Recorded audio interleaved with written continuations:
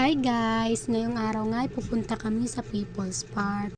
Naiinip na kasi tong si Ali. Kaya naisip ko na ipasyal naman namin siya paminsan.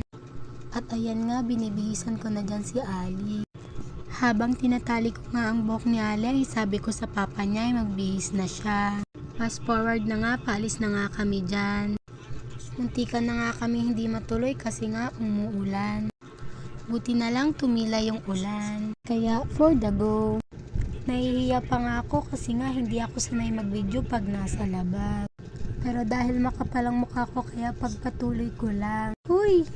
Pagkadating nga namin sa People's Park ay nag-ikot-ikot agad yung dalawa. Tignan nyo naman, sobrang saya niya. Minsan lang kasi kami gumala. At dahil nga napagod na yung papa niya kakasunod sa kanya, ay sabi ko ako naman ang magbantay. Maligalig kasi si Ali kaya mapapagod ka talaga. Pagkatapos nga namin mag-ikot-ikot ay sabi ko sa asawa ko ay videohin niya kami ni Ali habang nagduduyan. Bumili na nga din kami ng makakain kasi nga nagutom kami. Waffle nga pala ang binili naming merienda. Habang nag-aantay nga kami, sabi ko ako naman na magbuhat kay Ali. Bumili na nga din kami ng palame. Pandan flavor pa lang napili namin. Siyempre dahil may pambara dapat may panulak din. At ayan nga, kumain muna kami. Natawa pa nga ako dyan kasi nga nagkapalit kami. Chocolate flavor kasi yung sa kanya. Akin naman bacon with cheese. Bale 4 na waffle kasi ang in-order namin. Hindi pa nga dapat kami uuwi kaya lang sobrang kulit ni Ali. Hinuhubad niya kasi yung tsinelas niya sa kapanay akyat.